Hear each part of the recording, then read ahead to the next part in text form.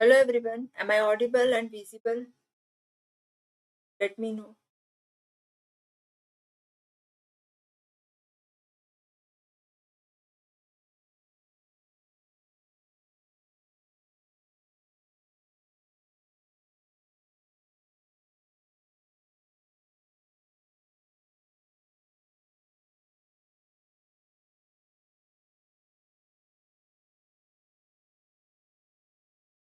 Okay, okay. Welcome to Unacademy Future Doctors. In this channel, we are posting videos for first MBBS university exam going students. Okay? So these videos will be very useful for those university exam going students. Okay? So if you have anybody in your friends, family member, or your juniors, you can share all those videos with them. I myself, Dr.Dipti Kariya, I'm MD PhD Physiology, Associate Professor, and I'm educating MBBS nursing and physiotherapy students. I have more than 17 years of teaching experience. Now, let me explain first about our subscription. We have two kinds of subscription. Number one, that is plus subscription. Here you can choose the best from the best. In Plus subscription, you can access both live as well as recorded classes. You can study on the device of your choice. You can learn from India's top educators for your medical exams. You can access question bank with 25,000 or more than 25,000 questions. You can compete in the live test as well as quizzes. And within 12 months, we are coming with notes. Second, that is iconic subscription. Here, your access to the best from two of the best. Which are these two? One that is Unacademy and Prep Ladder with Unacademy. All the features I have already discussed. And second, that is Unacademy and Prep Ladder with Prep Ladder. Here the features are, in this you can have clinical and integrated essential, you can have video lectures from the dream team, question bank 3 with active guidance, system tags and more, rapid revision and snapshots, treasures in 2021 dream notes. So get your subscription from your mobile, either Plus or Iconic subscription. You can use my code DIPTI10 and get 10% discount on any of the subscription. Longer the subscription duration, cheaper are the rates. So if you are in first or second MBBS, I prefer you would have longer duration subscription. Now, let us come to our topic. Today's topic is autoimmunity, one of the important topic may be asked in your university exam. Okay? Now, so we have already discussed about immunological tolerance. Okay, in just previous class, you can go through that. Immunological tolerance means ability of our body to become unresponsive to the antigen. Okay? It is not responsive to antigen. Commonly, this is for our own antigen, self antigen. Our body is unresponsive to self antigen. This is immunological tolerance. But when this immunological tolerance fails, then we have diseases known as autoimmune diseases. And there is production of auto antibodies. Okay, and this is also known as, other name for this is auto sensitization also. Auto, you can write down along with me, you can have writing running notes, sensitization. Okay, so here what happens, these antigens are presented to our immune system, and they are recognized as self antigen. But if they are not recognized, then our body starts producing antibody against them. Okay, so this is the mechanism of auto antibody and autoimmunity. Okay, now, so autoimmune diseases, here you can see sometimes our body starts producing, as I told you, antibodies against self antigen. Okay? And that is, you can say it as immune response to self antigen. Okay? Here one of the cause is we may have deficiency of suppressor T cells. As I told you, suppressor T cells or regulatory T cells, they are our brakes. Okay? So they regulate activity, excessive activity of this cytotoxic.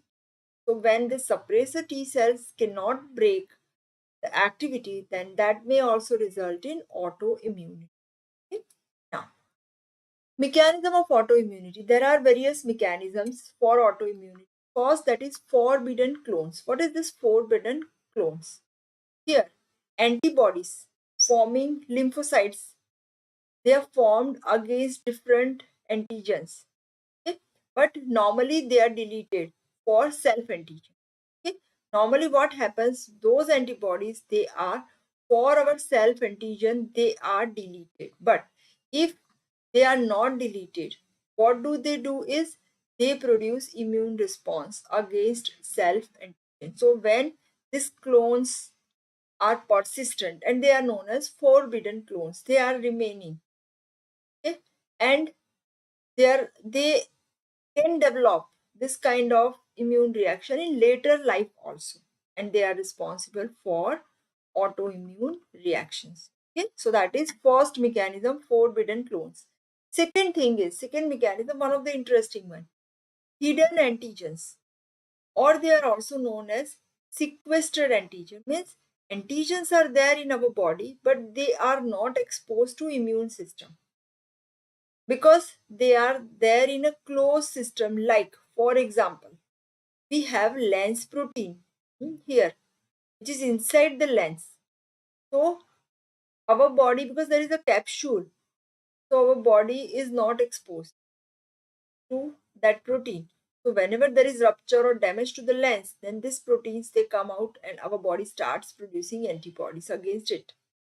Like sperm antigen, there is blood testis barrier, as you all know, so that will not allow the sperm to enter into the blood. So what happens when there is breakdown of this barrier? Then sperm may enter in the circulation or antibodies, they start being produced. So this is hidden antigen or sequestered antigen. They may produce autoimmune reactions. Third, new antigens or you can say altered antigen. Sometimes what happens because of some external factors, sorry, like radiation, certain drugs, certain, you can say, cytotoxic carcinogen agents, sometimes sunlight also, they all results in alteration of our self antigen. And when self antigen is altered, then our body starts producing antibody against this altered self antigen. So this is third mechanism. Forbidden clone, that is first mechanism. Second one is sequestered antigen. Third is altered antigen. Next is cross-reacting antigen. What is this? You can see here, this is one antigen, antigen A, against which antibodies are produced. But sometimes what happens, some other antigen is having same structure. You can see this is the structure. This is also having the same structure. So this antibodies which are actually produced against this antigen, they may destroy this one also. Okay, for example, what happens in rheumatic heart disease? What happens, the person, or you can say the child, is having rheumatic fever, that is infection by streptococci. And when there is infection by streptococci, sorry, this, because of this streptococci is antigen. Antibodies are produced against this streptococci, and these antibodies, they can destroy our heart tissue, joints. They also act on the skin. So that is responsible for rheumatic heart disease and rheumatoid arthritis when it acts on the joints. Okay, so this is cross-reacting antigen. Last one, that is mutation. Because our immune system becomes competent for self-antigen, sometimes what happens, our immune system starts producing antibody against self-antigen because already our immunity is mutated by some drugs, some chemicals, etc.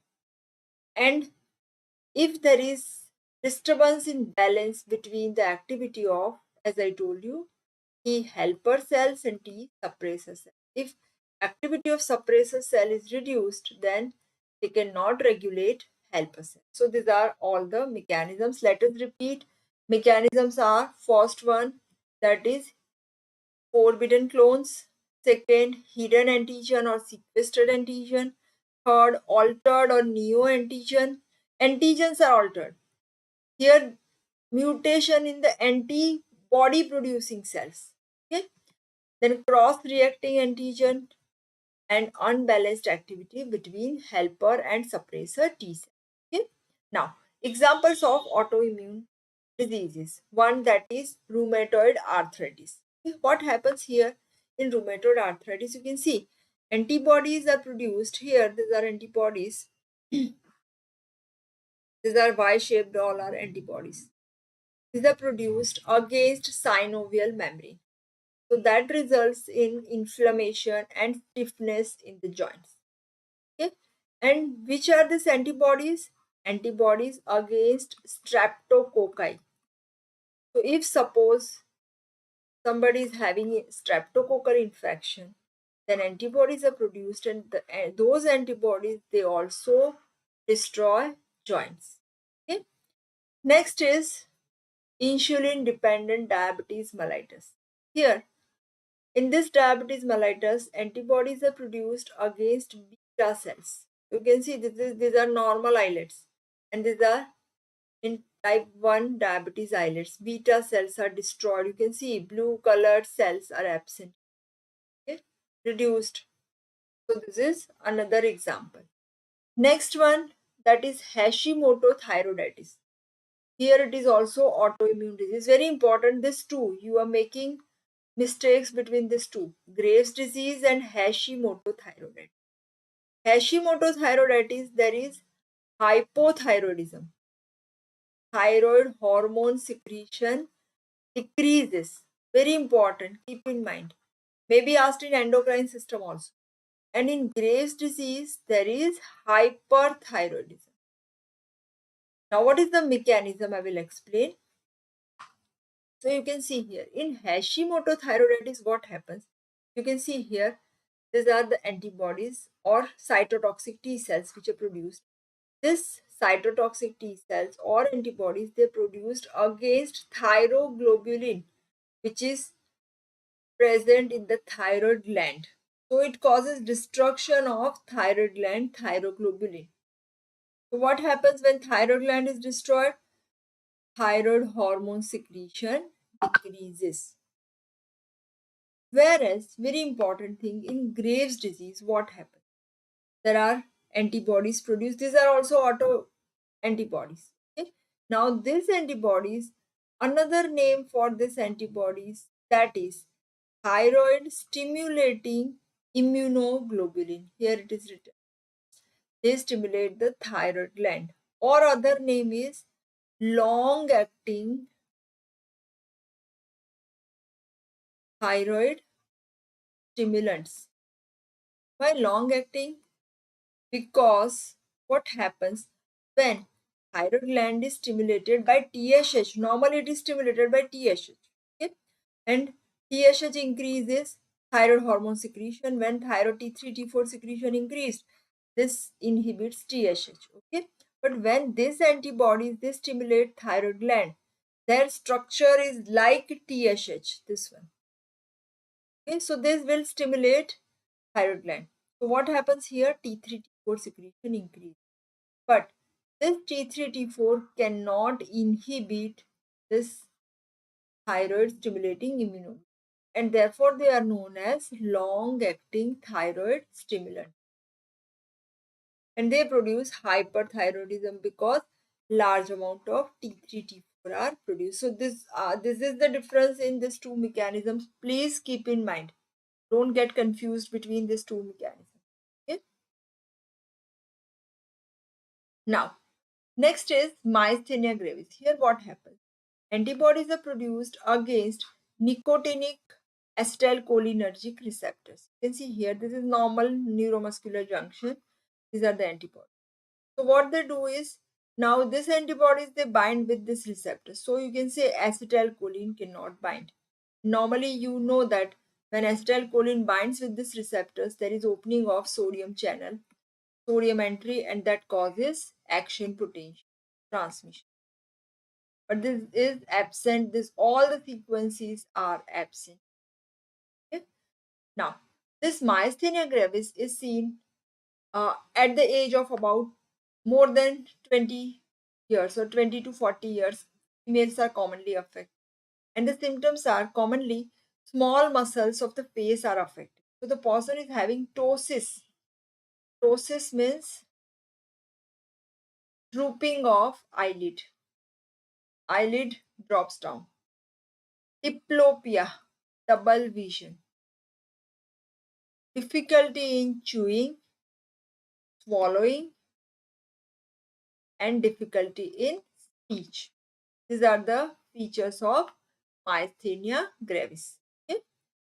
Because all small muscles, there is no transmission of action potential.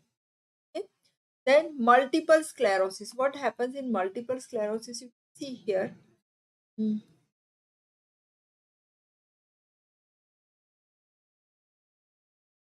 So in multiple sclerosis, what happens? Antibodies are produced against, these are antibodies, you can see these are antibodies. They're produced against myelin proteins. Myelin, this is myelin sheath. So myelin basic proteins against which antibodies are produced and they destroy myelin sheath. So there is patchy demyelination. Myelin sheath is absent. Next topic, that is graft, tissue graft and graft rejection. Now what is graft first? Graft is of different types. Number one, that is homograft, or that is also known as allograft. Means grafting, you can see this one is homograft or allograft here.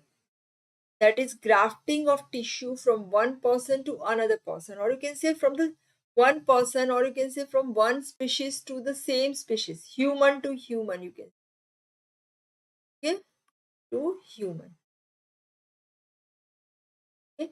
Then autograft means in the same one. Suppose there is burn somewhere, so skin from some area that is grafted to some other area. This is autograft. Third is isograft, that is transplantation between identical twins, monozygous twins. So there is no reaction if that is given from one twins to other one. And last one that is not commonly used, that is xenograft or heterograft. Here, transplantation of tissue from one animal to another. You can see here from monkey to human. So these are different types of grafts. Now, how these grafts are rejected? So you can see here, suppose when any tissue is grafted, it is transplanted from one person to another person, or say from donor to recipient. Okay? The transplanted tissue, they either been taken or rejected, and this rejection that depends on activation of immune system of that individual. Immunity of that individual gets activated. Okay? If donor and recipient they are close relative or identical or twins, then this rejection is less. But mainly your cell mediated immune. One of the function we have discussed. Cell mediated immunity is responsible, and T lymphocytes are responsible for graft rejection reaction. You can see here cells are infiltrated first, then there is thrombosis, necrosis, and the whole graft is rejected. Okay? So this is the mechanism. Now, so this graft rejection is mainly because of immune response of the host or receiver to the transplanted tissue. And that is because of HLA, human leukocyte antigen, because they are not same. Okay? And they are present on the plasma membrane of the cell. Okay? Individual having same genetic constitution, they have less chances of graft rejection. and these individuals are known as syngenic. Syngenic means individuals with same genetic constitution. Okay? And allogenetic means constitution. And allogenic means individual having different genetic constitution. Okay? So this is the cause for graft rejection. Now, how can we prevent this? Okay? It is mainly by immune suppression. So most of the time after transplantation of kidney or heart or other tissue, this immunity is suppressed. So when immunity is suppressed, then this response is also reduced. So this is the reason sometimes after heart transplantation, the person is not allowed to meet to other individual because the immunity is suppressed by immunosuppressive drugs which are given to the individual. Okay? Now, some other methods for immunosuppression. They are one that is irradiation. Physical methods. Irradiation is common method. Radiations are given. Okay? Now, how do they work? These radiations, they break nucleic acid, which is important for this replicating cells replication. So, cell replication, T lymphocyte replication decrease. That is one mechanism. Second, they destroy T lymphocytes. T lymphocytes are destroyed, so there is no immune reaction. Okay. Sometimes surgery may be done, thymus may be removed because thymus is having all this lymphocytes, T lymphocytes. Spleen may be removed, splenectomy. Thoracic duct also gets damaged or removed. That is to prevent this immune reaction. So it is the method of immunosuppression. Okay. Then next is chemical methods. Chemical methods, sometimes steroids are given. How do they work? The steroids, how do they work? Number one, they suppress maturation of activated cells. Suppose some cell gets activated, T lymphocytes get activated. Okay? So it is suppressed. One function, one mechanism. Second mechanism, they suppose antibodies are produced, so they are also suppressed by corticosteroids. Third, they have anti-inflammatory action. So inflammation, if there is because of graft rejection, that is also decreased. Okay. Then fourth one, they decrease responsiveness to B and T lymphocytes. Suppose B and T lymphocytes get activated, but tissues are not responsive. Okay? And they inhibit production of interleukins. Interleukins 1 and 2 production is also inhibited. So these all are the mechanisms of action of steroids. Commonly steroids are given because temporarily they suppress immunity. And once steroids are stopped, then immunity that can be gained back. Disadvantage of prolonged use of corticosteroid. What happens? One, that is diabetes mellitus, hypertension, osteoporosis, and other symptoms of Cushing's syndrome. They occur. Okay. Then other method is sometimes some drugs are given, immunosuppressive drugs. Names are cyclosporine and tacrolimus. How do they act? They act by inhibiting, you can see here, interleukin production. But they have their adverse effects on liver and kidney. And they are sometimes carcinogenic also. Okay. Next is cytotoxic drugs. Some drugs, they destroy the cell, like azathioprine and cyclophosphamide. How do they act? They act by depressing various stages of nucleic acid synthesis. And nucleic acid, when it is not synthesized, that inhibits replication of lymphocyte. Lymphocyte cannot be replicated. Okay? And they prevent the immune reaction by this way.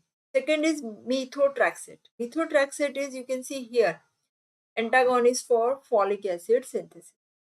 Okay? And they cause competitive inhibition of this folic acid synthesis, and folic acid is required for DNA synthesis. So when DNA is not produced, cells are destroyed. Okay? Biological methods are also sometimes used. Antigen induced suppression. Here what we do is we produce anti-lymphocytic serum. Means suppose T lymphocytes are there. So against T lymphocyte antibodies are produced. How? What do we do is these T lymphocytes are taken and they are injected in some animal, and this animal produces antibodies, and this is known as anti-lymphocytic serum. So this serum is taken from the animal and this serum is given to the individual. So now this individual, these T lymphocytes are inactivated. So this is another method for suppression of immunity after graft or after transplantation of any tissue, whether it is kidney transplantation, heart transplantation, or any other tissue transplant. Okay? So this is all about today's topic. We have discussed autoimmunity and tissue transplantation. Question may be asked from today's topic. You can write down these questions. Number 1, that is discuss how immunities are initiated. Discuss their types and abnormal conditions related to immunity. Some of the abnormal conditions are left. We will discuss in our remaining class, that is hypersensitivity. So whenever you have the question of abnormal condition, you have to write down immunological tolerance, okay, autoimmunity, hypersensitivity, and immune deficiency. Okay, this is all you have to discuss in detail. Then another is discuss humoral immunity. And so here you can see this is humoral immunity and its applied aspect, autoimmune disease. Okay, we have discussed it today. So this may be the question. Thank you for today's class. If you like the video, press the like button. You can share with your friends and you can subscribe our channel also. Thank you.